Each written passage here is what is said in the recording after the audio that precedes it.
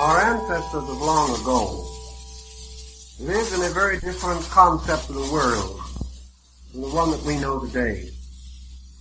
Perhaps the greatest difference was in the universal recognition that reality was spiritual, not material. That all physical and material things were suspended from spiritual causes. And man, searching for these causes, instinctively turned his attention to what he regarded as the superior parts of the world. Ancient man had already come to a very important decision concerning the mystery of life. He assumed it to abide in the furthermost parts of the world and the innermost parts of himself. To him, and to those who came after him, the term heaven came to have a double meaning. It was not only the spiritual abode of the blessed dead, the home of the gods, and the dwelling place of beings that never became visible to our perception. Heaven was also the great diffusion of space. This tremendous vaulted mystery seemed to enclose the world as man knew it. Therefore, when he referred to terms such as heaven and earth, he could have more than one meaning. Heaven could be the starry firmament and all that lay beyond it. The earth could not only be the planet upon which we live, but matter, wherever diffused or distributed through the sidereal forms of things. Thus in antiquity the world does not correspond either with the solar system, or the cosmic system, or the planet itself. The world is a state of being. And for particular purposes, the ancient regarded the world as the material state of being. He extended it outward, not only to the orbits of the planets, but out into space, into all the hypothetical physical forms that might exist anywhere in the great material diffusion of matter and substance and of elements and essences. He then gradually came to conclude that there were three kinds of energies operating in all created things. The first was direct energy, which he associated with the sun, or with, perhaps more correctly, the great spiritual source of the solar light.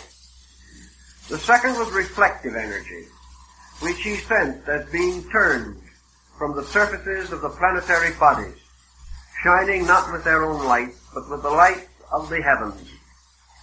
And a third kind of energy, which he called material energy, which emanated from the earth itself, and was a kind of physical kind of energy.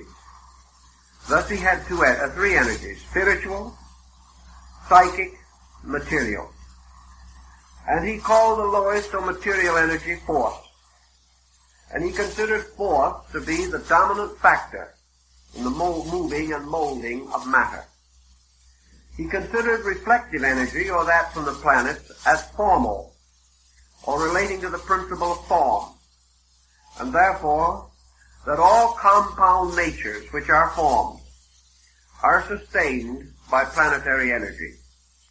He then assumed that the spiritual life and power at the root of things, consciousness, essence, life per se, came from a further kind of energy which he regarded as solar, or belonging to the pure light of a sun. He then populated the firmament with suns, declaring that they were scattered like flowers throughout the great field of the sky, and that all these blazing suns together constituted the collective spiritual energy which sustained creation. These suns were what he called in those days, particularly the Chaldeans, the father fountains of all things. For these suns were like vast springs rising in the fields of eternity, and watering with their life all of the structures which we call created or creation. Thus, from the beginning, he had a very spiritual concept. of the universe in which he lived, all causes came from the great spiritual sources of life. He did not fully understand these sources, nor was he perhaps equipped to analyze the astronomical mystery of the cosmos. But he did live under the strong conviction that the sky that enfolded him was the source of a life which came from divine beings, and that the heavens were populated with a race of gods, and that the shining eyes of these gods watched him at all times, and they spread the mantles of their starry forms over the whole of creation. Thus religion inevitably borrowed much of its coloring from these spiritual ideals. Today we hold a somewhat contrary viewpoint. We build upward from matter. We assume our own material state to be a kind of center from which we seek to expand or spread out into space. Perhaps some do hope to find in space the answers to the mysteries of existence. But we are groping out toward spirit, whereas our ancient forebears lived forever in the acceptance of spirit.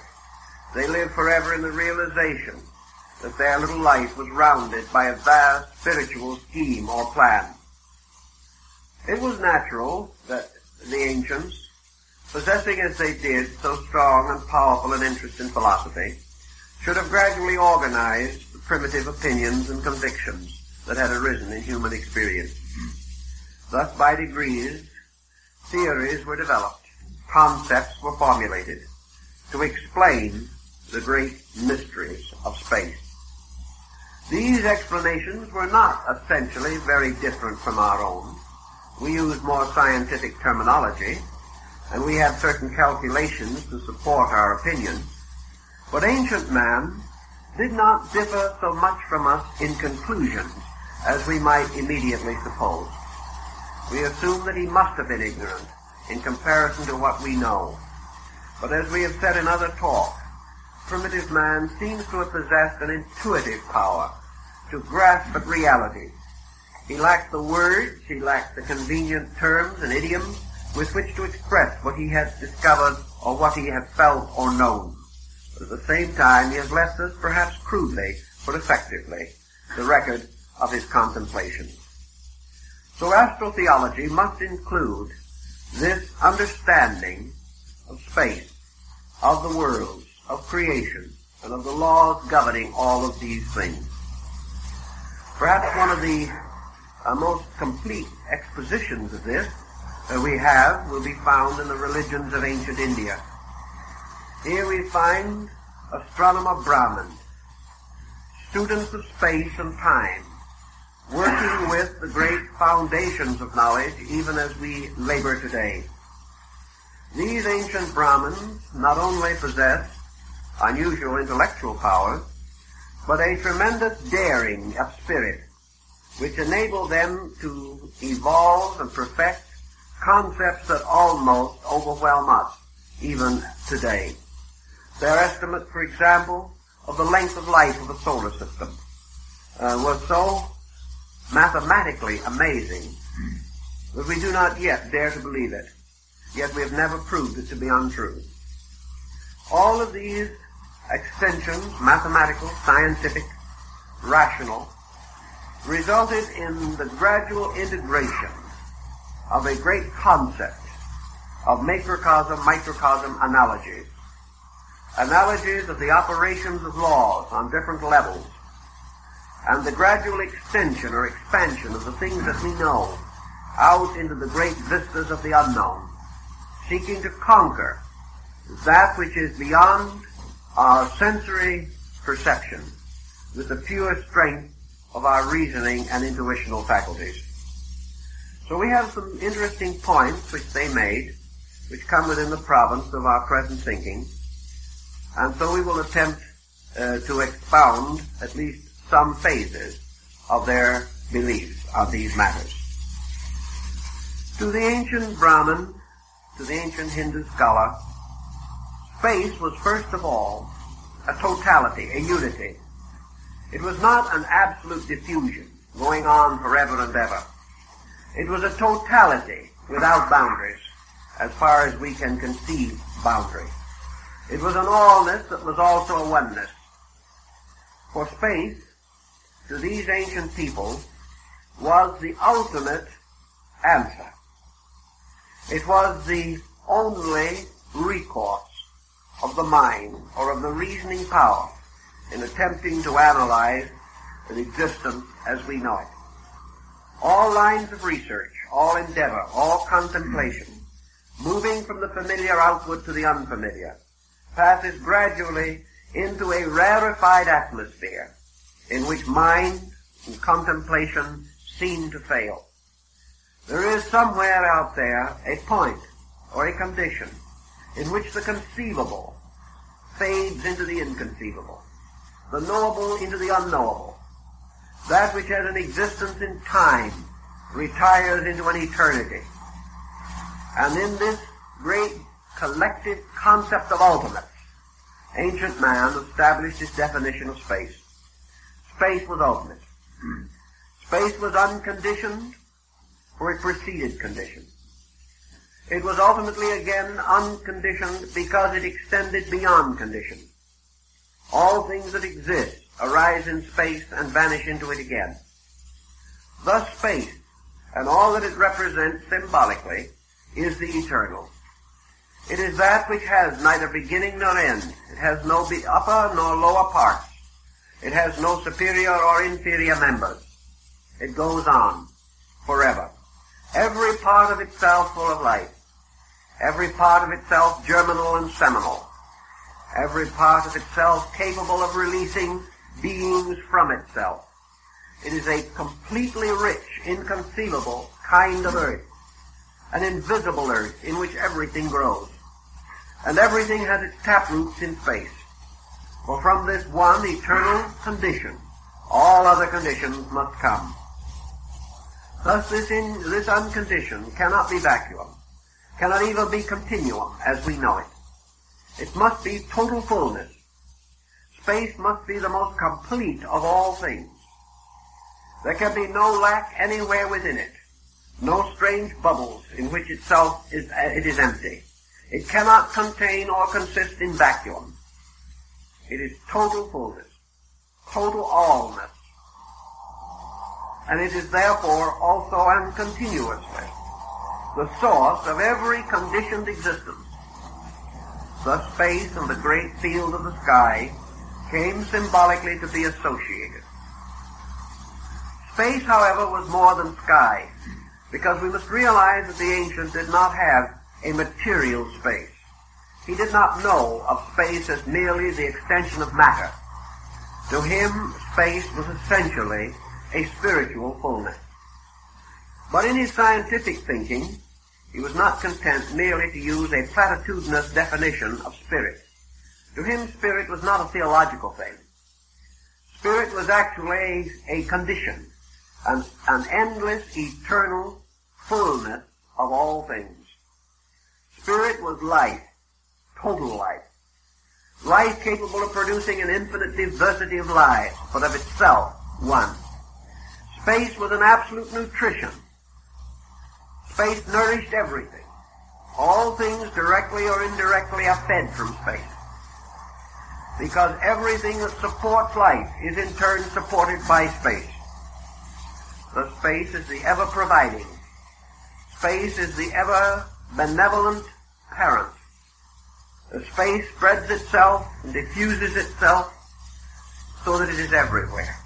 There is space between every dancing atom. There is space between all cells. There are spaces between planets. But these spaces are not emptiness. They are bridges of fullness, binding things together. Space also contains within itself the roots of the binding and loosing. It does act as an eternal agent of binding. Nothing can escape from it. And in some way, beneath its invisible and apparently completely flexible azonic constitution, there is something that is fixed, something that is firm beyond all firmness, strong beyond all strength, and enduring beyond all endurance. Thus space carries within it foundation, place. And in its own mysterious way, moving upon itself, it engenders time. For time is an unfolding, a moving of duration in space. And on and on and on, these calculations, these reflections, these meditations go, until ultimately the ancient world regarded space as the final God, the absolute deity. Absolute because no one could find any way of discovering the finite within it. It maintained all finite things. They were parts of it, but it was totality, and the only totality. And everything that exists when mingled with everything else that exists. These sums together can only equal space. So space is not only the place in which all things are, it is the substance from which all things come. And within it move the laws and principles by which all things are guided and directed. And in space we have great foundations, not only of energy, of time, and duration, of extension and dimension. We have within it also the great orders of organization.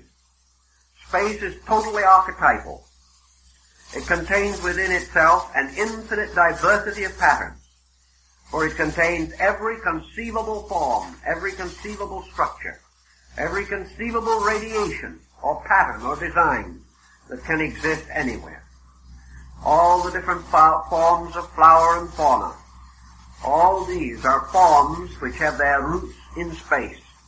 Therefore, space is formal also, for it contains the right of all things to have form, and it bestows form according to law. Somewhere also among these infinite diffusions of space lurk the principles of universal law and order. Here were the great patterns, not only of form and of structure, but of moral, of ethics, of all cultures and arts.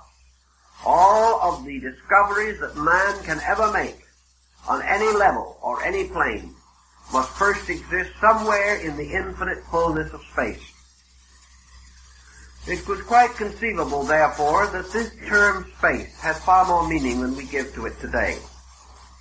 It became a symbol of the totality of life, the total and complete sufficiency of this source from which all things gain not only their right to exist, but the very elements and essences of their existence.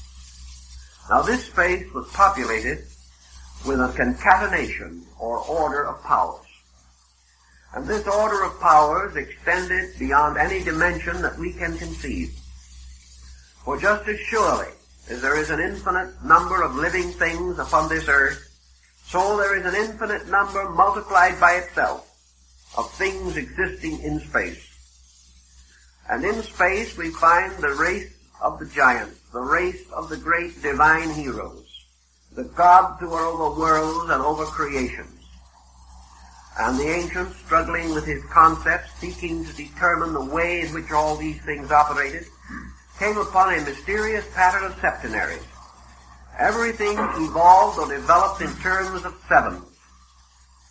And therefore, in the very dawn of things, a septenary of powers, representing the 7 primary attributes that man was able to experience concerning universal energy. These attributes, as emanations or as emergences, flowed out of space. They were the primary archetypal form generated within space. Now, by what means and under what conditions are we to assume that space, moving endlessly in its own nature and substance, should pass through alternations of objectivity and subjectivity? The ancient, observing everything else in space, assumed likewise that motion was there. Motion originated in a movement of space. Motion existed in 2 forms, or of 2 kinds. Motion in suspension and motion in action. Space in its own substance was infinite motion in suspension. Space contained the potential of all movement because it possessed all direction. But this movement passed through alternate periods of action and inaction, an immense rhythm residing within space, like a cosmic pulsation. Just as the tides of the earth ebb and flow, so the tides of space are forever moving. And space is either outpouring or indrawing constantly. Space is like a breathing, the breath of Shiva. It breathes forth worlds by exhalation, and it draws them back into itself again by inhalation. Thus everything in space is either moving from the spatial energy or returning to it again, forming great arcs and resulting in a curved continuum, which ultimately ends in an infinite circle. These things, therefore, these beliefs, caused the ancients to assume that at certain times and under periodic conditions, space became objective. Space moved from its own pureness into the extension of itself, remained there for a time, and then flowed back again in what the ancient Indians called the days and nights of Brahma. And in the night of Brahma, the universe, space, cosmos slept. And in the day of Brahma, it came forth again into manifestation. And when it first came into manifestation, it burst forth as a radiant or glorious energy. And this glorious energy was immediately broken by space itself upon the spectrum of itself to form the great basic spectrum of 7 colors, 7 powers, 7 gods, 7 lights. So according to the ancients, when space becomes created, there comes forth from it 7 foundations, 7 immense principles of principles, dependent upon principles. 7 magnificent energies of energies, dependent upon energy. These energies are conditions of energy. And the coming forth of the 7 does not mean that space is 7 times manifested. Rather that each of these manifestations is 1/7 of the potential of space. So that when they blaze forth together to their own total fullness, they reveal space. And these 7 became 7 great suns. And these 7 suns are totally invisible to the sight of man. They are 7 great centers of cosmic life. And they are so vast and so inconceivable that their bodies, the bodies of these 7 together, constitute all known and unknown space. They form a strange overlapping of circles and of planes or levels. But these 7 together extend beyond anything conceivable to man, for they have no actual boundaries except the boundaries of eternal space itself. These 7 great suns in turn gave birth out of themselves to 7, each one to 7 more suns. And these in turn burst forth and broke apart and radiated as 7 more, until this division took place 6 times. And the universe was filled with these blazing suns. And then came the 7th. And with the bursting of this 7th came forth that race which we call in astronomy universal suns. In other words, we haven't even gotten down yet to the point where astronomy can conceive or take over the procedure. Because we are now dealing with the gradual filling of the parts of space set aside for creation with this tremendous race of solar beings. And at the extremity of the great process, as we know it, came forth the cosmic suns. And these cosmic suns each had its throne in the great diffusion of space.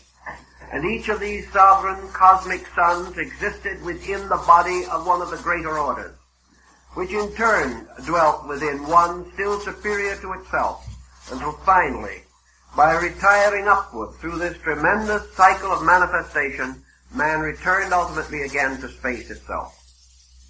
Now these universal suns, each with its own power, created its family, broke forth into its own manifestation as cosmic suns. And these cosmic suns in turn brought forth their progeny of lights, and these became the suns of solar systems. Thus our sun is one of these, said by the ancients to be 8 degrees removed from cause, and to be therefore one of the lesser lights of the sky, one of the smaller parts. And the other great orders of suns and their cosmic systems and their universal chains and their great space organizations became symbolized to the ancients as the great field of constellations. For these constellations to the ancients were all alive. Everything in space was alive. There was no death. And these orders above us were simply races superior to our own, races of solar giants, each in turn part of some order greater than itself. Until finally out of all this mystery and diffusion came the simple mystery of our own solar world. Now these suns in space, cosmic, universal, and beyond, each had its own progenies, and each produced its own kind of planets, and these had their luminaries. And within the orders of all these great systems, creatures came into existence. Creatures even whose names we know nothing about, but who were the citizens of vast orders infinitely greater than our own. Some of these orders were so great that our entire solar system would not be as large as one of the simple organisms evolving within one of the still greater ones. All of these speculations came finally down to man's concept of the solar deity. And the solar deity was therefore the direct focal point of all these other powers. And through the solar energy, all of the vast organism of chaos and cosmos were released into the consciousness or integration that formed our way, our planet, our solar system. Thus, we have a kind of concept of space that is pretty big. One that is almost too large for us to contemplate. And within all of this tremendous diffusion, everything is unfolding and evolving according to law.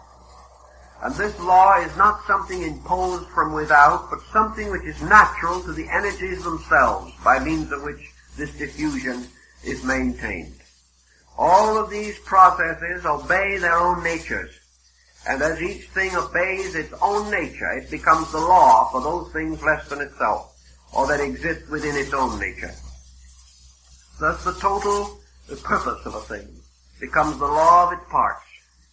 A man living within the mystery of the solar field, therefore, follows the laws of the sun. He follows the geometry and psychology and astronomy of the solar world itself. Man contemplating these things from his own earthly position, looking up therefore into the sky and unable to contemplate the totality of this mystery by rationality, divided space into 3 stratifications. That is, suitable to his own comprehension. He recognized that there were more classifications, but they were simply beyond him. But he did see in space 3 apperceivable things, 3 qualities that he could, to a degree, comprehend. And the first of these great diffusions of the firmament he called the first motion, the primum mobile, the great motion of the world. And he declared that this motion, this rhythm, this tremendous continuance of ever-flowingness represented to a great degree the life of God. That this life was a life forever in motion, both quantitative and qualitative motion, far more than anything we know. But he likened this motion to the tremendous motion of the heavens.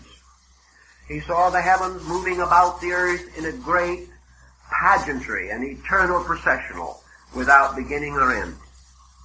Then the second division of the heavens, which he recognized, was a kind of psychic field, which was located between the first motion and the firmament.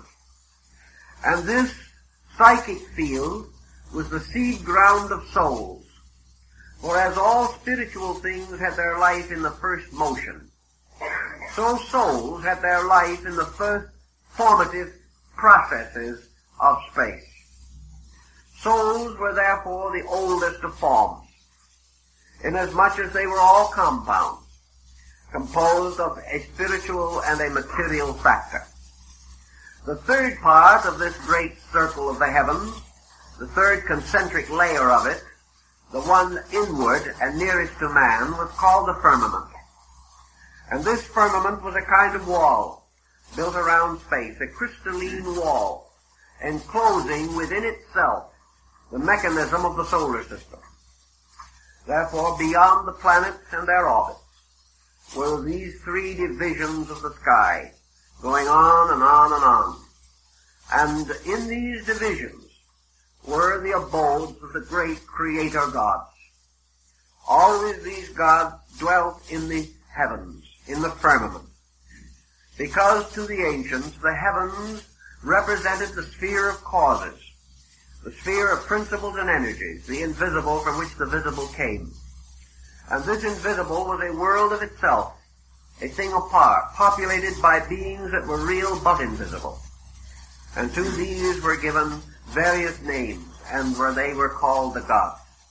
Now the firmament, as because it enclosed the solar system, and therefore represented the uppermost parts of our physical solar world, this sphere was like a mountain, for it was above the earth, and it was far above the range of mortal mountains. And to the Indian philosophers, this mountain was Meru, the abode of the gods. To the later Shivites, it was Kailasa, the great mountain of Himavat. It was the Olympus of the Greeks, and the mysterious Jerusalem golden mountain of Christianity. It was a mountain because it was above, and men lifted up their eyes unto the hills, from whence cometh their help. So man, looking upward, did so not just quantitatively or physically, but in a symbolic sense, a looking toward the superior. And this superior for him was the strange sky that closed him in, as with a curtain of blue spangled with stars.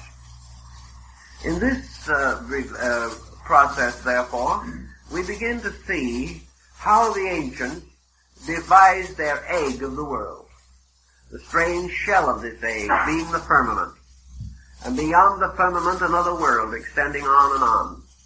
We get a very good picture of this concept in the Revelation of St. John, also in Muhammad's night journey to heaven, and in the divine Pymander of Hermes Trismegistus.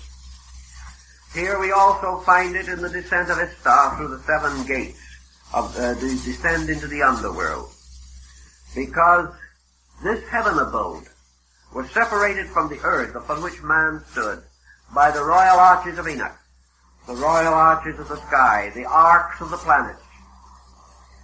And as man ascended through the orders and orbits of these planets, he came near to the empyreum, or the great abode of the stars, the firmament. And by inspiration, by inward illumination, this ascent lifted him above matter and into the abode of the gods. And this was represented by placing a small door in the sky, through which St. John is said to have passed in his mystical reveries to examine the world that lay above. And here he found the sea of glass, before which stood the throne of the eternal, hymned by the 24 elders, surrounded by the angels and symbols, and in the midst of it standing the Lamb with the seals of revelation. And in this great vision, then, we had man moving into what he regarded as the causal universe. And below this causal universe, within the mysterious walls of the firmament, was a mythological universe, a universe of means, represented by planets, and finally a universe of ends, represented by elements. Thus the universe consisted of a cause moving through certain methods or means, and finally flowing into receptivities or ends, called material or substantial. Thus we find also in these ancient mythological concepts, all life, as Plato points out, falls into generation through the Milky Way, and from this, descending by the ladder of the planets, comes ultimately into material embodiment. The Greeks had many legends and fables about these things. But I think from the standpoint of astrotheology, we have to assume that the ancients recognized the 12 signs of the zodiac and the great northern and southern constellations, forming altogether 36 major patterns in the sky. That the ancients represented these or recognized them as the channels through which the great universal energies beyond man's conception flowed down into the mystery of his solar system and into the mystery of his own corporeal life. Thus these constellations came to have certain meanings, certain distinct and special attributes. And it was believed that as the ancient Jewish people held that there were 12 tribes of Israel, Israel being an ancient generic term simply to signify the world, humanity, and kinds of life, that there were 12 orders of life that were nourished and fed by the energy which fell through the constellations of the zodiacal band, and that these 12 were further differentiated by the northern and southern constellations until 36 forms or 36 emanational currents could be recognized. It was all heaven moving in upon man, supplying him constantly with energies. It was man's concept that when his material life was finished, he would return again to the sky from which he came. He must first, however, pass through a kind of purging in purgatory, or a place of darkness underneath the earth. He went down into the earth, but his spirit returned to the stars, and beyond the stars, into the mysterious heavenly world, which was the magnificent counterpart of the lowly earth that we know. This forms a kind of study in anatomy, the anatomy of the universe. And in the researches that we carry on relating to these subjects, we become increasingly aware that all this fitted together to give us a great religious idea, a religious concept that was to remain and be restated through practically every faith of mankind.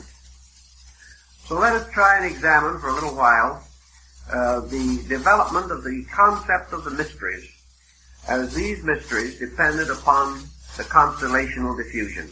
We told you something last week about the precession of the equinoxes, and how the great religions and faiths of the world were influenced by the sun's crossing over, or the passing over of the sun at the vernal equinox. This is part of our story, but there is very much more to it. So let us try and follow for a few minutes some of the symbolism that will help us in connection with this. We all know the labors of Hercules. We also know the partial story repeated of these labors in the story of Samson. We are aware of the story of the 12 adventures or voyages of Sinbad the Sailor. All of these have to do with the same type of cosmological symbolism.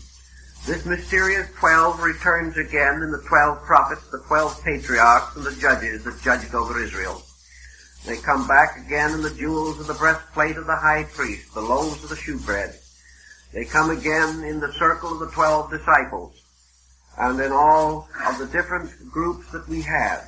Wherever the astronomical symbolism impresses itself upon religion, we find the revival of three numbers of great importance: 12, 7, and 4. These numbers always return because they are the great astronomical numbers. If then we assume that the world moves around this great circle, which was the golden or yellow road of the sun in the ancient Chinese philosophy, we see life proceeding in this way. We find also that in this pattern, a solar system such as ours must be part of a constellational diffusion. The ancients said that our sun is a small star in the tail of one of the fishes of Pisces. Therefore, that we belong to a being or a group of beings called blessed souls, and that we are therefore ourselves one of the 12 hierarchies. That the lords or powers of the 12 signs were referred to as hierarchs. The hierarchs, for example, of Capricorn were the archangels. The hierarchs of Aquarius were the angels. And the hierarchs of Pisces are humanity. Humanity, therefore, is a divine being, a hierarchy. And this divine being is one of the 12 orders of life, supported by the zodiac, as we find it encircling the empyrean. Now you might say that this zodiac encircles many suns, and is made up of an infinite number of suns. So we come to a fine point that was rather carefully worked out by the ancients. This is true. Every star that forms part of the zodiacal mystery, and even those not directly within the band of the zodiac, belong in some mysterious way to these 12 hierarchs. But they are related to the zodiac in different perspectives and in different relationships. Actually, we are in the constellation of Pisces, although we do not know it. Therefore, each of the stars within a certain constellation has a certain polarization. And another star within the constellation of Aquarius has a different polarization. And as a result of that, its relation to all the other signs is different. Consequently, actually, in this great family of planets and stars, there are no two alike.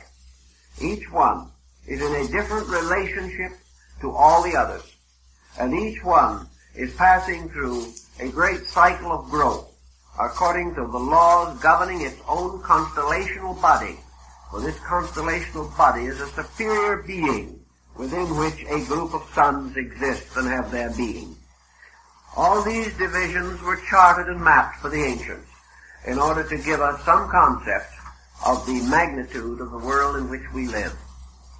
Man being of the sign of the fishes, the constellation of Pisces, becomes the dominant note in connection with him.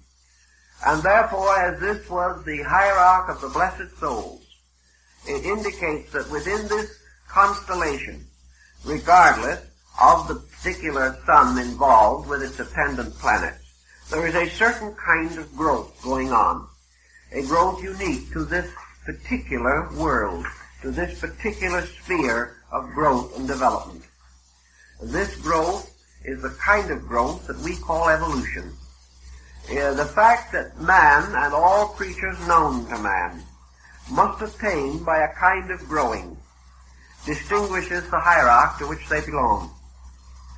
Man must therefore evolve, releasing from within himself by a sequence of patterns and laws the potentials locked within himself.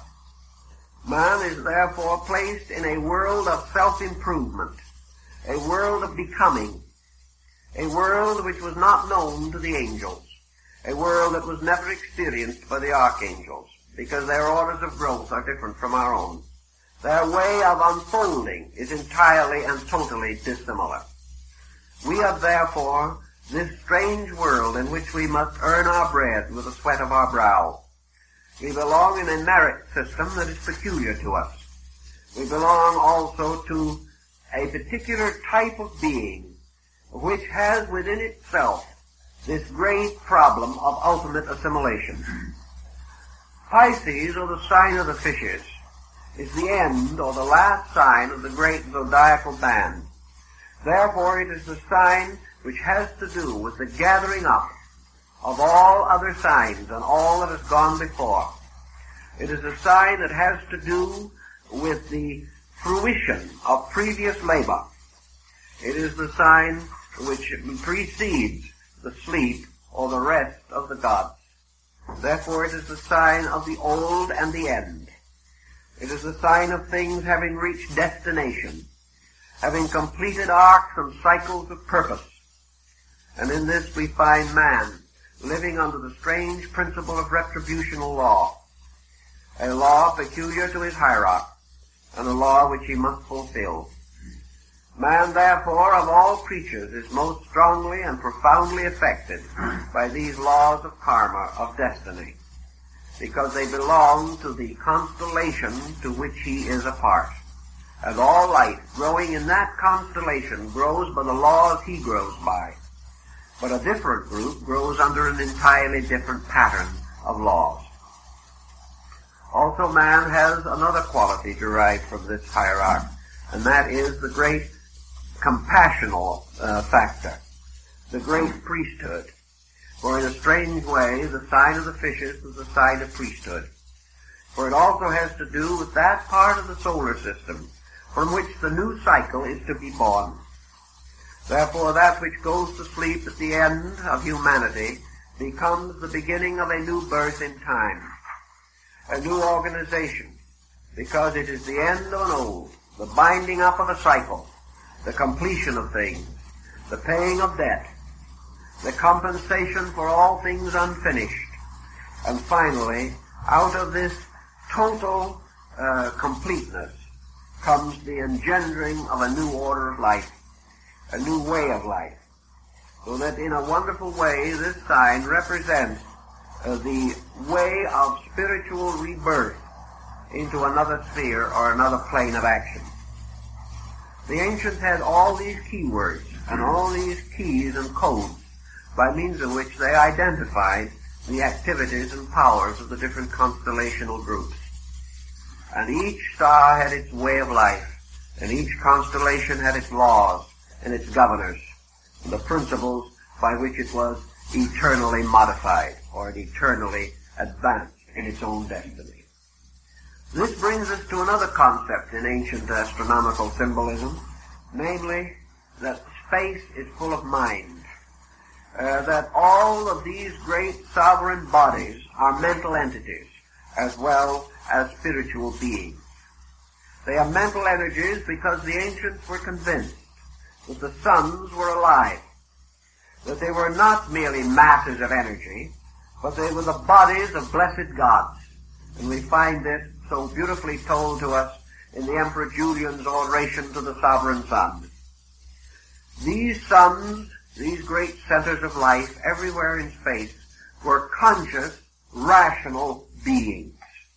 It was only in comparatively recent times that man came into the conviction that he lived in a world in which he was conscious and other things were unconscious. Ancient man believed that he possessed a minimum of consciousness, and that these greater beings around him were far more conscious and far more luminous and far more aware than himself. Man could not understand these beings, but they could understand him.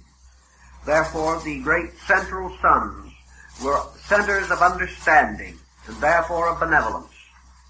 And each sun was a being with a spiritual integrity, a rational power of penetration and judgment, and an active principle of generation.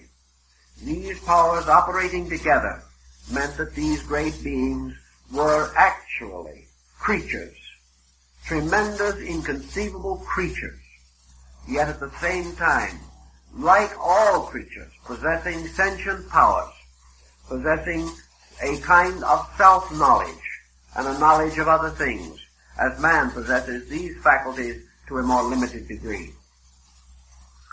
Thus there was a sidereal population of rational gods, of great beings, children of the great and superior one from which they all came. And these, like the elders of Revelation, bowed down in adoration before the throne, the great blazing mystery of the invisible sun, which was at the root of life. Thus everything was astronomical. Everything had to do with the setting up of formal thrones by means of which the wonders of nature could be made manifest. Now the opposite extremity of this vast pageantry was what we call Earth. And Earth was a very strange thing also. Because Earth was not, as we consider it, something substantial beneath our feet. The ancients were well aware that Earth as an element was floating in the midst of a diffusion of life, that Earth was a little island upon the surface of the sea of life, that Earth and all other earthy things were conditions, not essentially places nor times, but kinds of life. And Earth was to them a privation of active principles. Earth was the negative pole of heaven. Earth was the infinite receptivity into which all things of a dynamic were forever flowing. Earth was like a vessel that captured life into itself. Man's body was of earth. Therefore it was likewise a vessel which contained and captured within itself the life of heaven. All earthly things were therefore shadows, symbols, negative extensions of life, not absolutely deficient in life, but deprived of it in some way or part. Thus what we like to think of as matter was merely a temporary condition in this great mystery of life itself. But the ancient also had the realization that this matter, which was the source of body, which was the source of this strange prison world in which man finds himself, that this matter as a polarization was absolutely essential to the kind of life that man has to live. Ancient man differed from modern man in another particular. Ancient man had a wonderful acceptance. Ancient man never questioned the validity or the rightness of things. He accepted that which the gods bestowed. It was his power and privilege to obey, to fulfill, not to doubt. So it never occurred to him in his older days that the earth was bad, or that matter had any bearing upon materialism. He never conceived of materialism as we know it, where materialism is simply a kind of worshipping of matter, whereas ancient man worshipped light and the sun and space and the gods. But if we have become a little inclined to develop a matter fixation, it is simply because in our way of life, matter is the only thing that we can see, and only things composed of some kind of matter or containing material elements are visible to us. Pure life, pure intelligence, pure love are not visible to us, except when we clothe them in some material symbol by which they become recognizable, either through their attributes or through their propensities. But matter itself, which is body, the beginning of all bodily condition, is a receptacle which receives into itself the life and light of heaven, as into another kind of earth. And from this earth, the light bursts forth again through the seed, and all things grow upward from matter towards the life which is their common source. So we have elements. Elements not only in our earth, but elements throughout space. For space everywhere is polarized. And wherever in space there is this matter pole existing, it is part of matter. Therefore matter has nothing to do with our solar system primarily or our earth primarily. It is a condition that exists wherever life moves out into activity, because it represents the receptivity which must receive that activity. And without polarization, life cannot manifest itself. And the moment it is polarized, it becomes life and matter. So matter is the infinite challenge, that which must ultimately be filled with life, and must ultimately again return to life. Now matter produces out of its own mysteries bodies, and bodies themselves cannot exist merely out of matter. Matter is the substance, but there must always be the sculptor. Matter is the clay for the pot, but there must always be a potter to mold the clay. So matter extends on and on through space, visible and invisible actually, for its subtler parts still transcend our perceptions. But matter goes on and on and on. It is a tremendous material from which we can build almost anything, but it remains simply a great expanse of potential. In order that this matter shall become activated, shall have the power to produce out of itself something, or to be molded or made into something, there must arise between space and matter an intermediate power. And this intermediate power the ancient called mind. And mind was the beginning of the principle of form. For mind is the power which, molding matter, organizes it into forms. Therefore, wherever mind operates upon matter, there is form. And both mind and matter disappear in the form. And there is a new compound or a new substance that seems to appear. And this new substance is a species or a kind of life. For minerals, plants, animals, men, supermen, deities are compounds of mind and matter. And wherever these compounds arise, we have the emergence of tangible, growing, unfolding forms of life. The molding of matter by mind makes many wonders possible to us. So the ancients interposed between the firmament of the fixed stars, the great spiritual agency, and the elements of the earth, fire, air, and water, the primordial elements which they knew. Between these two they placed the mysterious septenarial hierarchy of mind, and they formed this mind out of the mystery of the 7 planets. And this mind became, by its original power, the thinker. By its reactional power, the reflector. And therefore, by the will of mind, by the creative action of mind, things are generated and formed. But by the reflective power of mind, things are regenerated and reformed. And when mind reaches the point in its development in which it moves from generation to, we might say, regeneration, when it passes from the conquest of matter to the revelation of itself through matter, it then moves into a level which we call psyche. And the soul is the regenerating, redeeming, transmuting power which arises from the reflective attributes of mind. So the ancients had their 7 planets, which formed the rational focus. These 7 planets gradually developed into the 7 powers of the human mind, represented and throned in the 7 parts of the brain, even as the 7 powers of the spirit are located in the septenarial division of the heart. The mind, therefore, with its 7 powers, became a second kind of creator, known as the demiurgus, or the God who creates formal things, who become the gradual formators of the world that we know. These were the Ammonian artificers who gouged out holes in space in Egyptian philosophy and made them into worlds. So mind becomes sort of the master of matter. It becomes the skillful artisan, the tubal cain, the worker with fires. It becomes the power of ornamenting and glorifying. It is the builder, which causes to be built out of matter this mysterious symbolical form of the everlasting house of Solomon the king. So it is mind that organizes matter and builds it into a great palace, into a great temple, in which the God of ages is to be enshrined, is to find his material sanctuary among men. This power of mind is variously represented in ancient philosophy.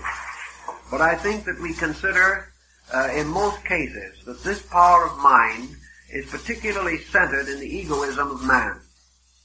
It is this power of mind by which man ultimately discovered his own identity, his own self-existence. And by establishing his own self-existence, he made the discovery that he was somewhere between heaven and earth. He had outgrown the earth, but he had not yet reached heaven. And he conceived, therefore, of a ladder uniting heaven and earth. The same ladder, or the type of ladder that we find in the story of Jacob and his dream. This ladder was one upon which living beings ascend and descend. This ladder was the orbits of the 7 planets that extended upward from the surface of the earth to the inner surface of the firmament, or the empyrean. And these 7 orbits were the abodes of 7 cosmocrators, or deities of creation. They were the ones who molded matter. They were the tyrants, the gods of old. They were the jealous gods of ancient nations and races. They were the ones that, moving about the earth, sought and accomplished the organization of the earth. Among them, according to the Olympian hierarchy, the parts of the world were divided and distributed. They were given their kingdoms, their temples, their sanctuaries. From them, the ancient Hindus say, came forth the continents and the races and the nations, each under the rulership of its own particular deity.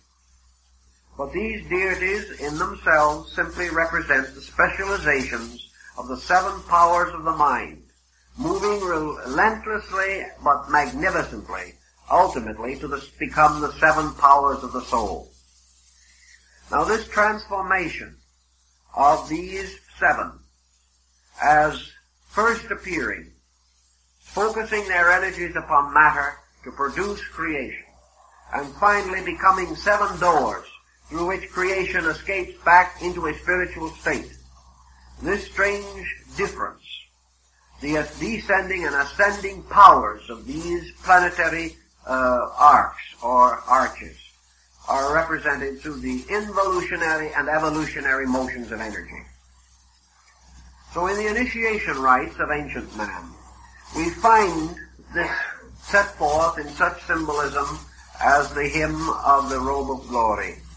We see man as a spirit, man as a divine being, a part of God. We find him descending in some systems voluntarily and in others involuntarily, but always that he is descending through the 7 orbits of the planets, as he descended through the royal arches of Enoch, to come finally to the earth, and there to go to sleep in matter, and there to remain asleep for a certain time, and finally to awaken from this sleep as an infant, to pass through the 7 ages, which constitute physical life, and the 7 stages, which represent the 7 degrees of spiritual evolution. We find, therefore, that these levels or stages or degrees are related to the 7 churches which are in Asia, and the 7 golden rungs of the ladder that fell from heaven so that Muhammad could ascend through the gates of the Empyrean. Man, then, has this 7-fold mystery within himself.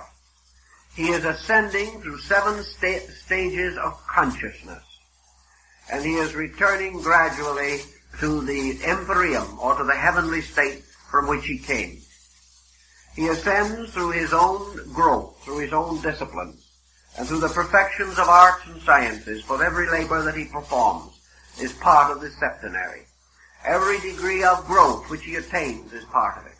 His evolution through races, his evolution through religions, cultures, through great epics in history, all these turn back upon the septenary, and all parts can be measured and determined by the 7 levels of the soul, by which it ascends to the light from which it came. These are the 7 souls of the ancient Gnostic doctrine and of the Egyptian teaching about immortality. So we have man as a creature passing through an initiation ritual. He descends through the 7 orbits, becomes locked in the abode of darkness, and then from darkness he reemerges. And in your doctrine of Neoplatonism, you find the 7 steps of consciousness ascending from opinion through sense to knowledge and finally upward to illumination, which is again the perfection of the psychic life in man. Incidentally, and by all these points, it is curious that in the evolutionary process, it is not the personal life of man, but the psychic life which must be saved. It is not the individuality, but the universality in man which is important. And this must be brought ultimately and finally to its total liberation. So we have these orders of ancient planets. And we go back to our Greek system, and we find several things that are of great interest to us.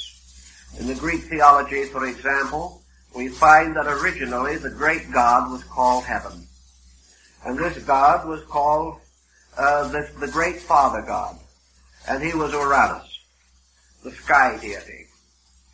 And this sky deity ruled supreme for a great period of time. And then his kingdom was taken from him by Saturn. And Saturn in turn lost his kingdom to Zeus.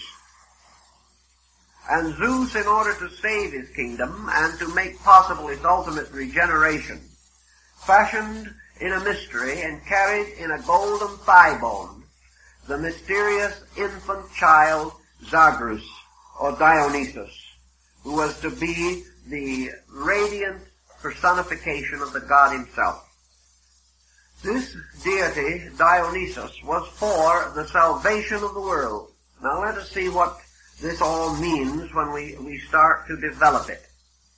We see then that heaven, Uranus, losing its kingdom to Saturn, is the beginning of generation. This means the first orbit within the great mystery of the sky itself. Saturn was the ancient one, the old god, Cronus, and for some mysterious reason the ancient named the outer orbit of the solar system in honor of this deity, placed the symbol of Saturn as the sign of the ancient one, Cronus, or time, and made this god the devourer of his own children. And Saturn, in order to preserve his kingdom, destroyed his children by eating them as rapidly as they were born. But finally, the wife of Saturn substituted a stone for one of the children, and this deceiving the god, Zeus was permitted to live, and Zeus in due time took over the kingdom of his father and fulfilled the ancient prophecy that was written in space. The legend here is rather obvious. Saturn is time. Time devours its own children. It devours everything which is engendered within it. Nothing that is born in time or of time can survive time. Therefore we have here a problem in substitution. By a subterfuge, something that was timeless was introduced into the pattern of time, and in this way Saturn was outwitted to produce out of itself or from itself the deity Zeus or Jupiter.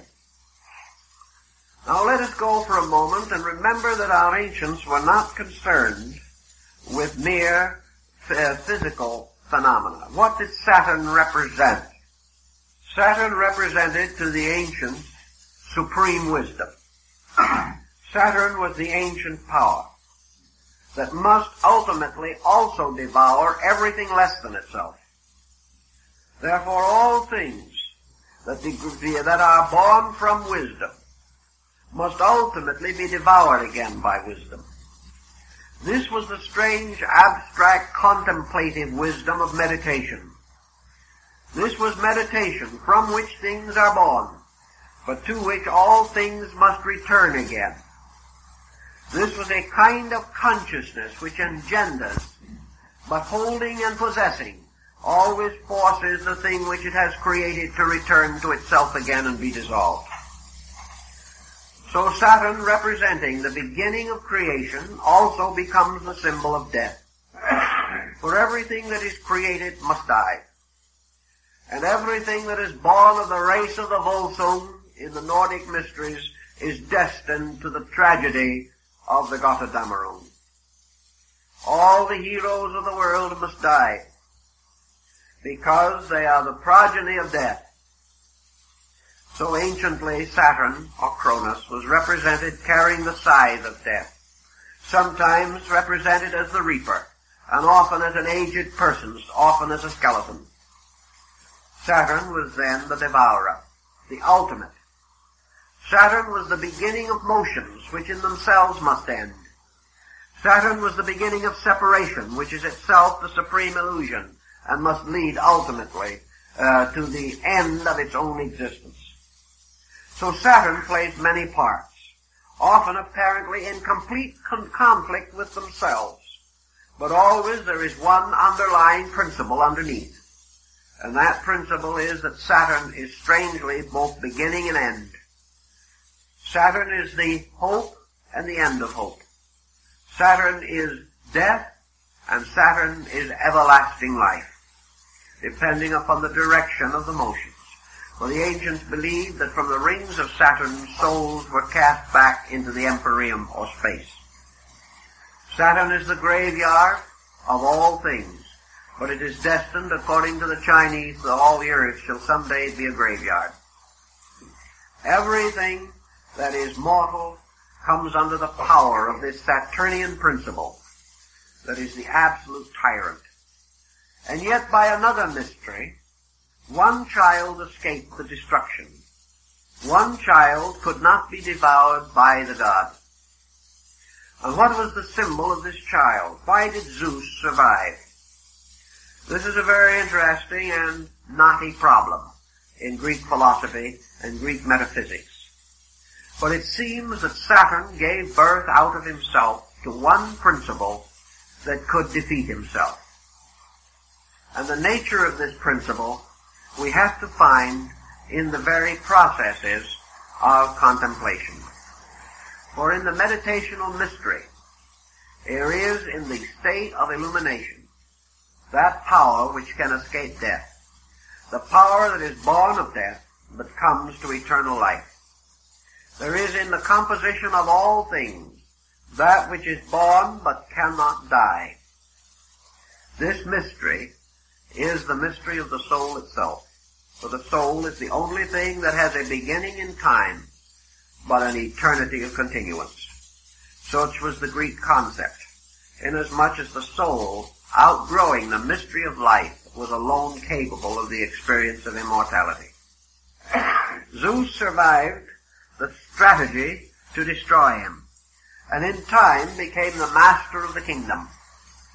Now Zeus at this stage represents the infantile aspect of the soul in its, we will say, in its potential, not in its potency. And Zeus becomes a kind of autocrat. Zeus becomes a very tyrannical thing, because he is the symbol of imagination, and because he has to do with the dream of creation. And from Zeus, in his dreaming and in his mystery, there come forth certain principles and powers. And one of these principles or powers is the horn Zagreus, which is carried within his father's thigh, the mother Semele having been destroyed by thunderbolts. And this horned deity is Mars. Now Mars, therefore, is the next in our order of descending planetary orbits from the sun, from the sphere of Saturn. And Zagreus in turn is Mars, or the dynamic energy of the Titans, or the titanic powers which force the world into existence. And the power of Mars is the power of will. Therefore, out of the experience, out of the mystery of imagination, out of the creative potency of Zeus, comes the symbol of will. Will as the directing force by means of which worlds are brought into manifestation and by which the objective life of man is maintained. But this Zagreus passes through a metamorphosis, because will in itself is a very subtle thing, as Schopenhauer points out. And out of the mystery of will comes the alternative deity. For from Zagreus comes forth Dionysus. And this change is accomplished without death or without the changing of personality. Zagreus simply becomes Dionysus. And the means of this becoming is a metamorphosis so gradual and so systematic that it is almost impossible to determine the boundaries of the myth. Dionysus, of course, is the sun. So we find the solar system moving from the power of Mars to the power of the sun. Now the sun, therefore, becomes a kind of regeneration or redirection of the power of will. And out of will, the will of the creating factor of Zeus, the will born of heaven, comes this other kind of will, which Böhme terms the divine will. The will of man, the will of nature, the will of the universe, to the achievement of the great spiritual mystery. The regeneration of will. The transformation of will from the force aspect to the compassion aspect. So that the great power to create things, to force things, to move things, is transformed from will to love. And love becomes a supreme power taking the place of will. And in this, Zeus gives his beloved son, transforming him from the will aspect to the love aspect. And as soon as this is achieved, Dionysus begins his great adventure which leads to his final tragedy. For it is the inevitable tragedy of love that it must perish. And love, strangely enough, dies for its world, or dies into its world. And in the mystery of Dionysus and his adventures, we have the focal point of the human ego. Dionysus becomes also the human spiritual entity, born of will and perfected in love. A creature created by a fiat of power, but perfected by a renunciation of power. So Zagros and Dionysus become the polarities of will as power and love as redeeming power. Thus we have descended now through the four arches of the sky, the orbits of the planets Saturn, Jupiter, Mars, and the Sun. And we find the Sun placed midway in the Septenary. This makes it possible for the Sun to be the fourth from below and the fourth from above, constituting a point of mingling. The Sun's location, then, corresponds almost exactly with the location of the heart in the human body, suspended between the two great focal points of creation and generation, and also the middle ground of the soul or psychic field. And the Sun, or the ego, standing in the midst of itself, standing in the middle part of the great septenary of the soul sphere, has the right and has the power to extend its rays upward to the contemplations of causes, or to descend with its rays into the underworld to become involved in the mystery of effects. If the Sun falls into the underworld, it is there for 3 degrees or 3 days buried. For it descends through the orbits of the 3 inferior planets and is finally placed within the earth, which is the underworld. And in turning further downward, this new power, this power which we call the compassion or love of God, falls next into its reflection or negative correspondent, becoming involved in the mystery of Venus, which is like the Venusberg in Tannhäuser or Kundry in the Parsifal cycle. For as the Sun, blessed of its Father and bearing its Father's power of divine love, representing the ego, falls into the orbit of Venus, it falls into sensory or sensuous love. It falls into the personal out of the impersonal, for it is descending downward now into the mystery of illusion. And Venus is the guardian of the garden of illusion. And Venus represents the appetitive and emotional powers of the soul. Captured within these powers, held like Parsifal in an enchanted garden, the soul begins to substitute human emotion for divine emotion. Substitutes attachment to form for attachment to life. Substitutes the beautification of externals for the glorification of eternals. And so the great psychic entity falls into the orbit or sphere of Venus, who is the mistress of the oceans, born out of the sea, born out of Maya or the dream. This mysterious descent, according to the Greeks, was represented in their mystery rituals by a series of sensory temptations, which, unless the candidate could overcome them or withstand them, meant that he was led astray into the mystery of darkness. From this orbit, the psychic nature falling into generation, and now we will say clothed with the emotional power of Venus, therefore with sensory appetite and emotion, falls then into the orbit of Mercury. And in the orbit of Mercury, another factor takes over. For Mercury is the symbol of the critical intellect. Mercury is the symbol of sensory perception, deriving its authority through the 5 senses. Thus, the objective sensory perceptions of man are represented by Mercury. They are the senses which are the messengers of the gods. They carry the sensory reflexes from the external world to man, and from man outward to the external world. But by now he is captured in the illusion. Therefore now, not only does the emotional nature tyrannize him, but also the intellective principle, in its negative polarity, Mercury, begins to burden him with opinion, divides him, creates criticism, sets him upon a division of learning, of attitudes, in which little by little the unities of knowledge are lost, so that Mercury makes him the critic rather than the knower. It makes him the intellectual rather than the wise person.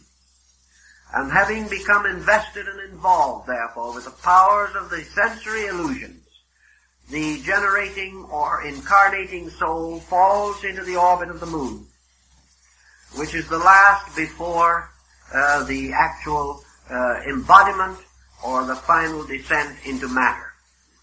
The orbit of the moon is the orbit of imagination.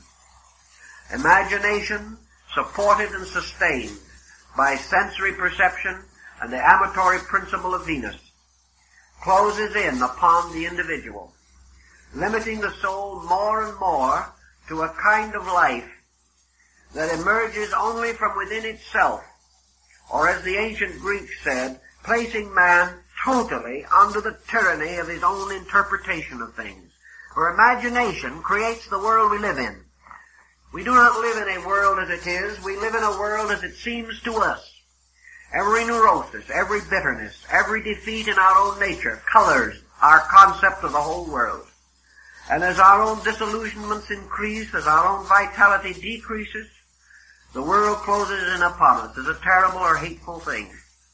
Imagination gives us false motivations, limits us and binds us constantly with the effects of our own inward imageries, drawing upon the darkening resources of our inner lives. In our slow descent, we come finally into the amazing and incredible condition that we no longer even are capable of seeing the world as it is, knowing the world even with the aid of the sensory perceptions, because everything that we see is instantly interpreted. Everything that we contact is distorted and deformed by our own imaging about it.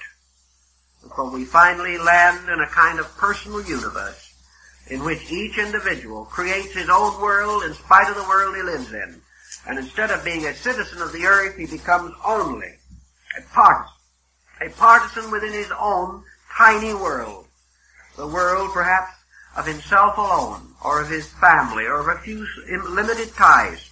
He loses complete sight of even the facts of the world around him, creating an imaginary series of facts that are valid only to himself. Facts which are constantly subject to change because they are not real, because they have no foundation in abiding truth. And according to the Greeks, when this descending being reaches this point, it is coming very near and dangerously close to the final involvement.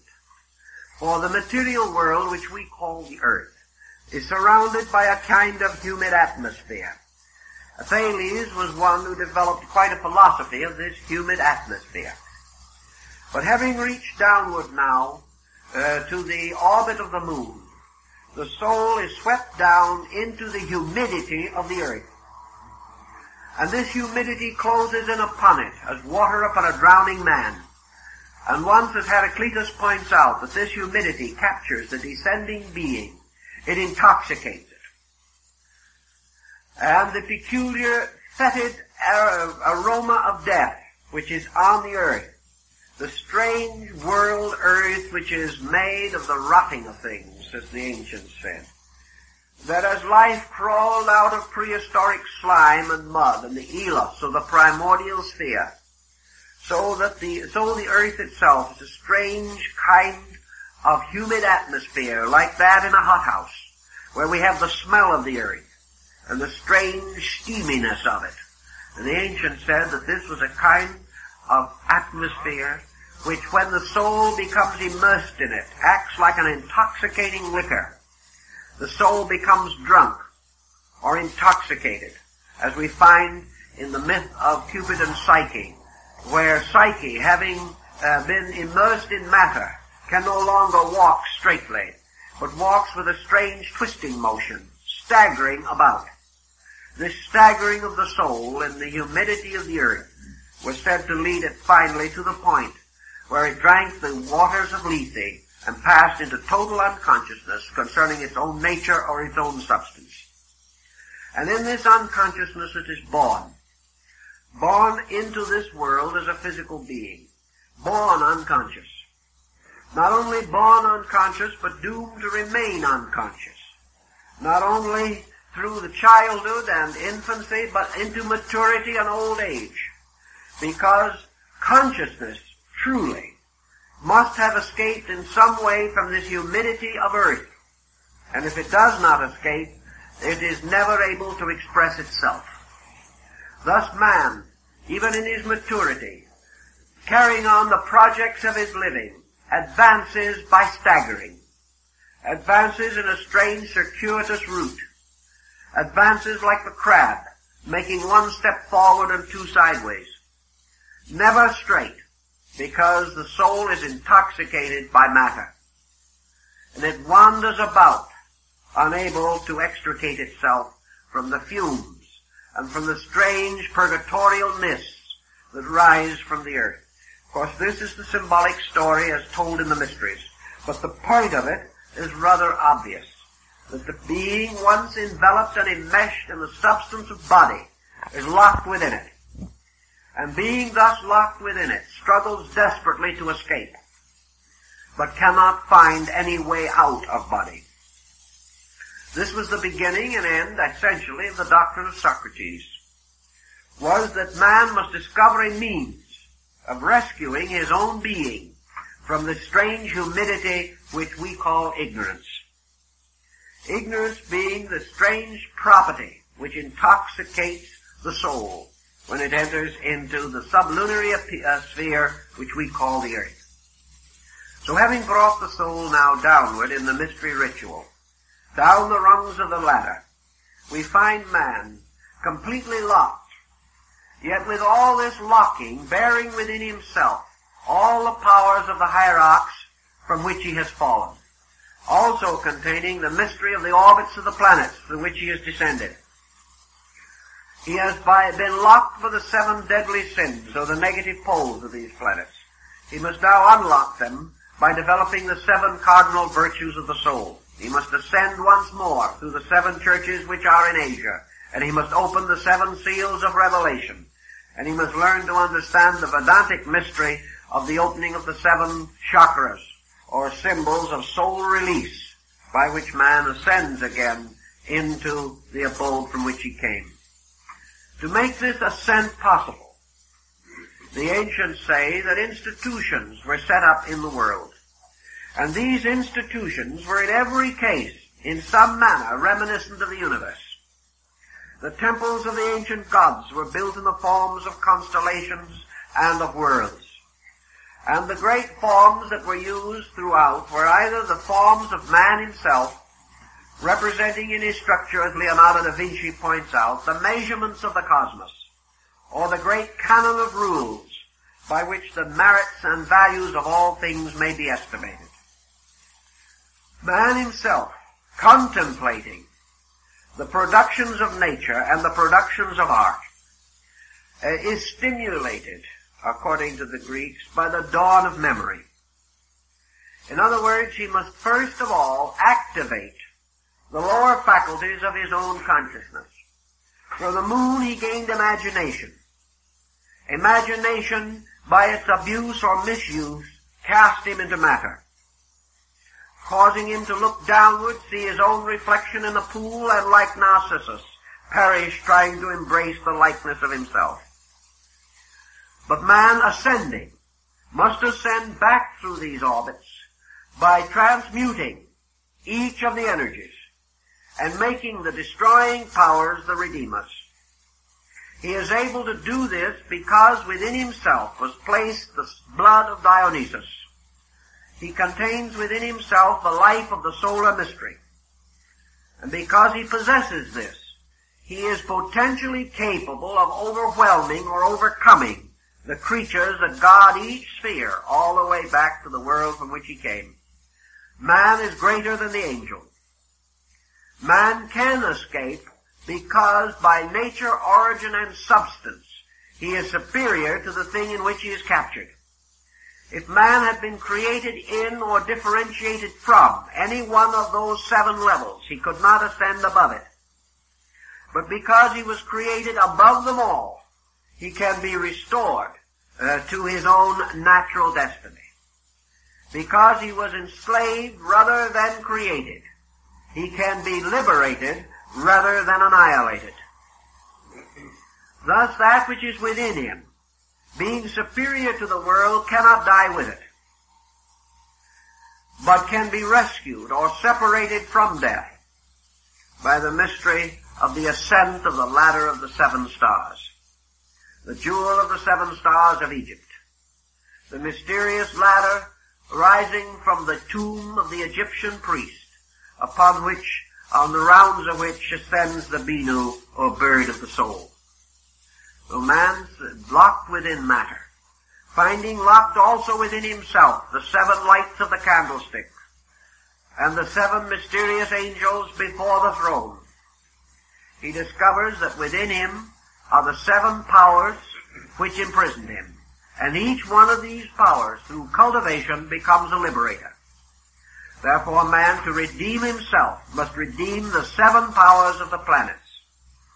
Thus, in the ancient alchemical mystery, the philosopher's stone was composed of the substance of the 7 planetary metals, which, when properly brought together, or purified, or redeemed by rotations, as they were called, would ultimately produce the elixir of life, the philosopher's stone, and the universal medicine. So, coming back up, man discovers that imagination is to be now his leader.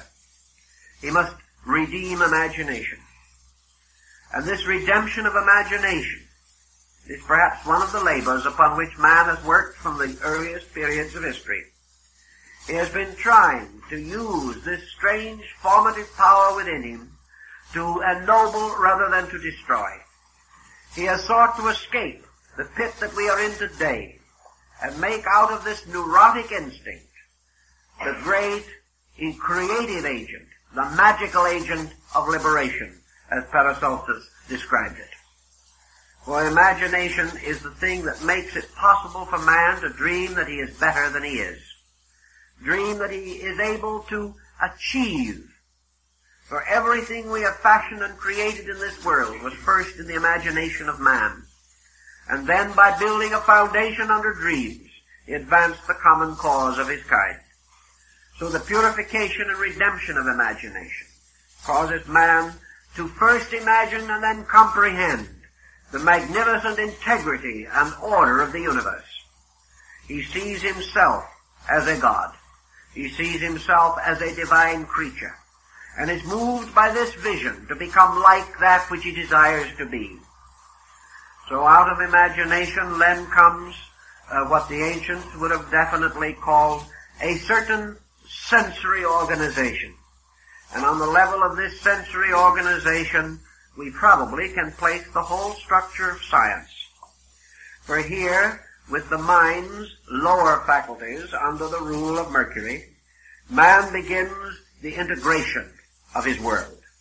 He begins these projects of the mind which seem important to him, but which in the universe are probably totally unimportant. They are important only for what they can do for man and not for what they can do for the universe. But gradually, science organizes sense perception. It takes the sensory perception away from the superficial and the obvious, organizes it, tests it, tries it, disciplines it, until finally man develops what we may term a scientific method, an orderly procedure for the cultivation of those things which he has imagined, and what poets have dreamed, scientists have caused to come about. And having therefore organized, integrated, and made methodical the faculties of sense perception, man can now use them for liberation rather than for bondage. Instead of being drowned by the senses, he makes use of them to open doors into larger worlds and to carry him forward to a still greater achievement. And in this achievement and in all these problems, he runs against an obstacle. For sense and imagination both run against the obstacle of ambition. And ambition is a powerful passion. Ambition is one of the powerful emotions associated with the negative pole of Venus. It is not ambition just to be great.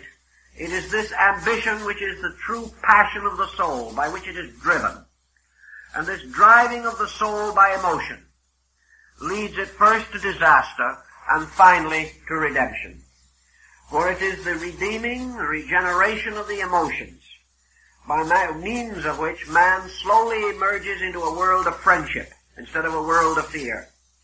It is by the redemption of emotion that man becomes capable of being a friend, capable of a pure affection for life, for beings, for persons, for conditions, capable of a humanitarianism which places the common good above individual good and causes love of self to be finally dissipated by love of good.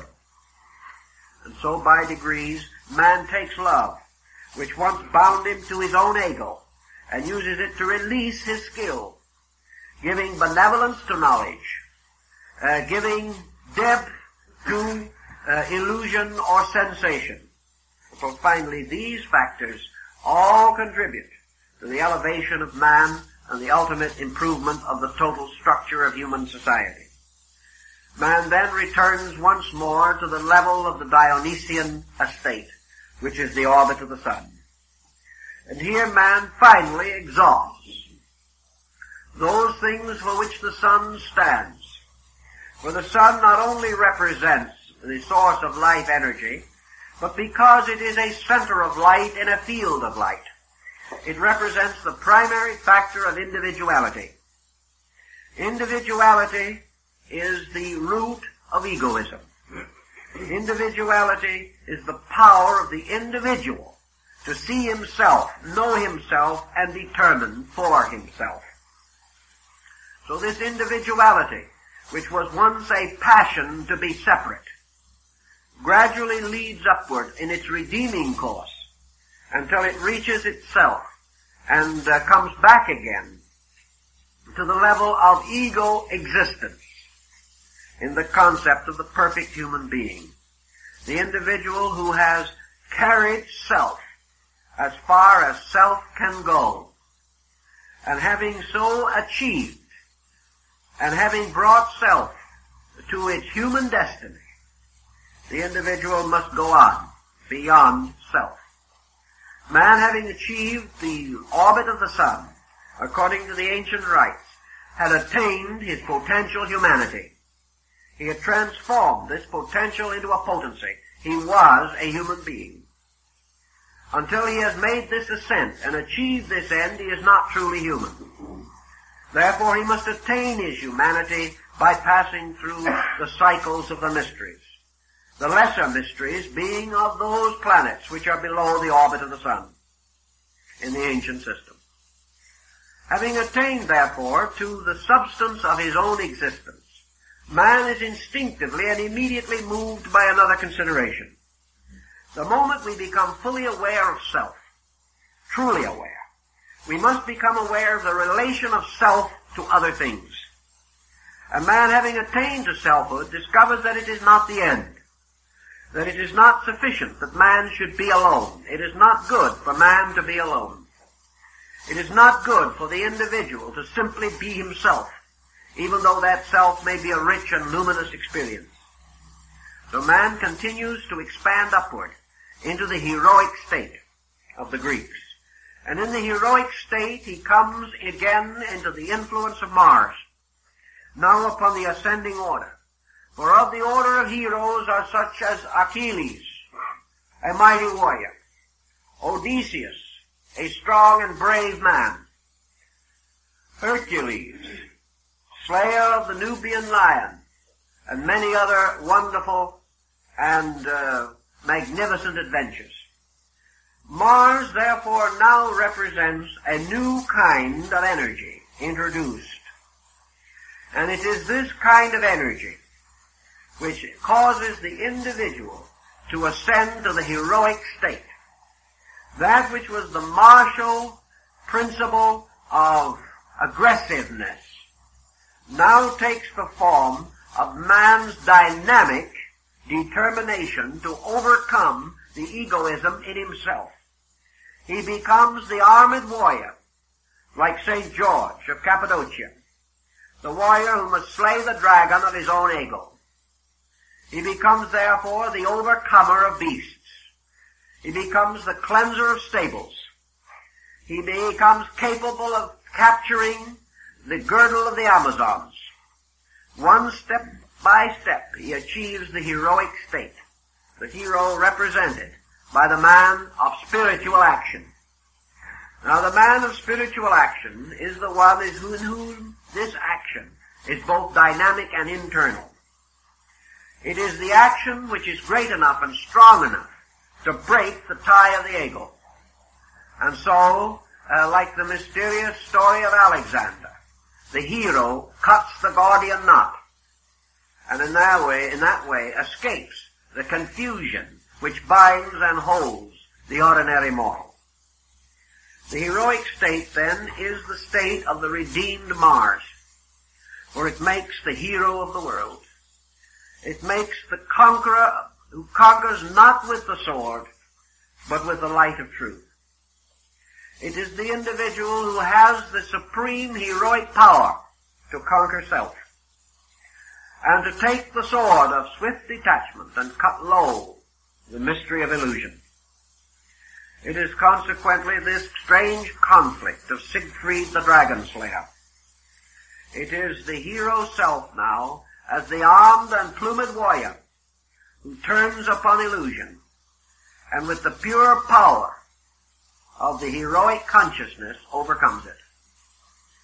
In the Greek legend, therefore, those who thus overcome and thereby achieve the reversal of the curse placed by Zagreus in the descending order, these who then ascend are reunited to the demiurgus, Zeus, entering into the Jupiterian state.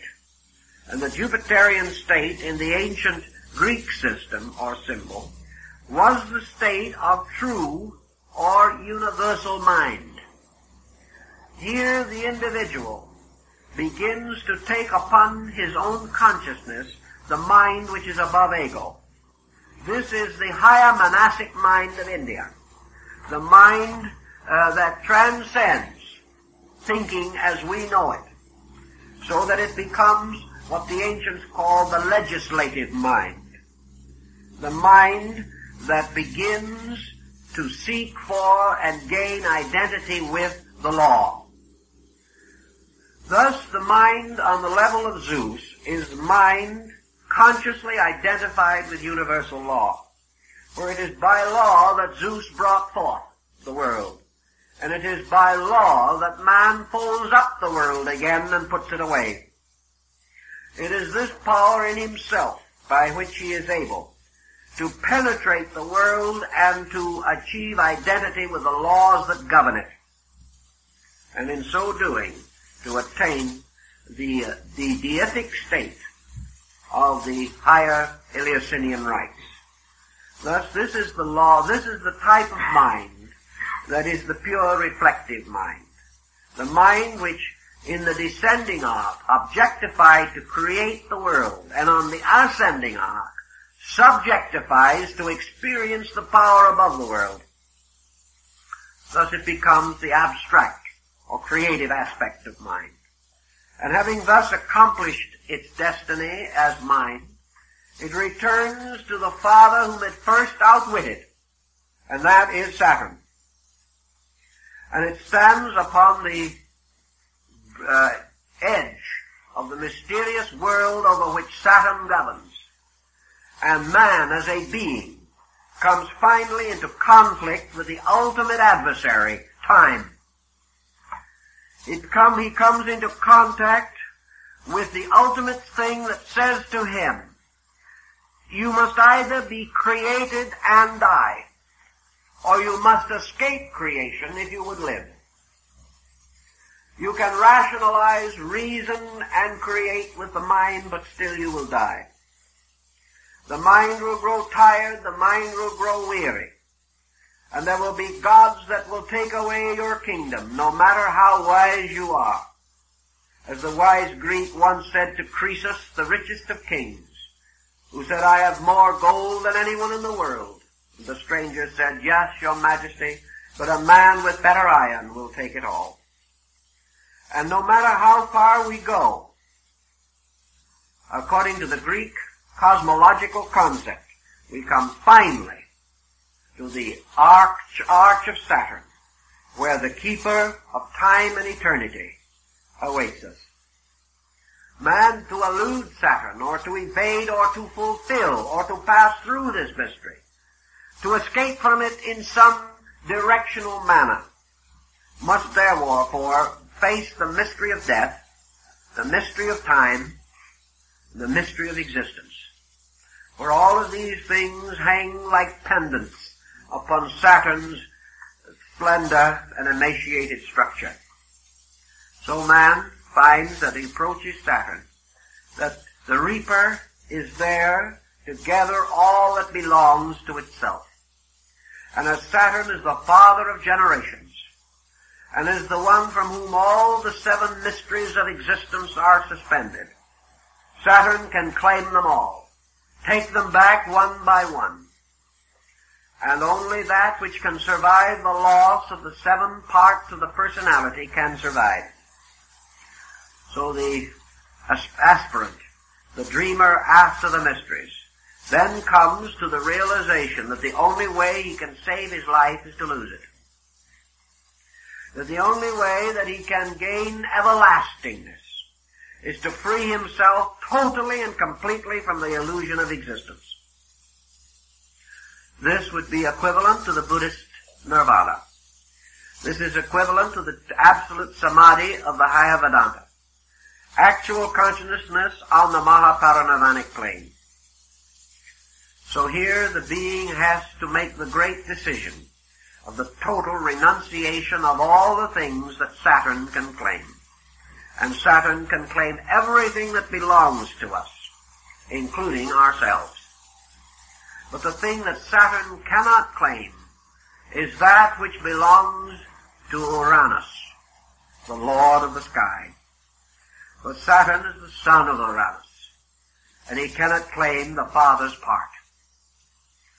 So the only thing that man can take away beyond the orbit of Saturn is the mystery of heaven itself.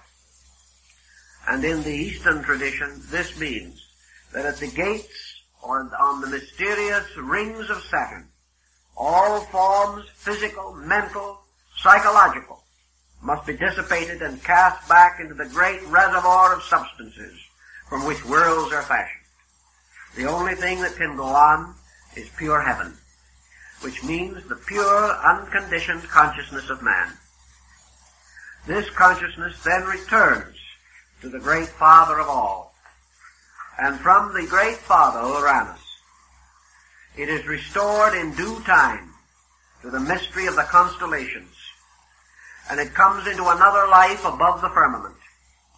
A life which, as Buddha points out, because it is positive, whereas all our living is negative, is unknowable to us. Because what we call wisdom is only a degree of ignorance. What we call happiness is the least degree of misery. What we call security is the least degree of insecurity. The positive facts of all of these things elude us, because they are all captured within the cycles of illusion, which constitute the 7 mysteries of the soul. Man, however, as a pure consciousness being, comes to Uranus. And in your astrological mystery, Uranus is the will of heaven, the divine will, the absolute authority of the universal energy consciousness itself. So man, escaping finally through the mystery of the arches and the arcs, comes to the 8th above sphere, which is the sphere of heaven. And here, as the golden verse of Pythagoras tells us, he becomes a blessed God, no longer susceptible of death. This is how your astronomy was made to become the instrument of a theology, which has been scattered throughout the universe as we know it, throughout ours at least, and by means of which we have a skeletal form in practically every system of philosophy and ethics that we know. This mysterious descent and ascent of the ladder which unites heaven and earth as a series of moral qualities. And as our time permits, we will go into it a little further, but I guess that's about all we can do now.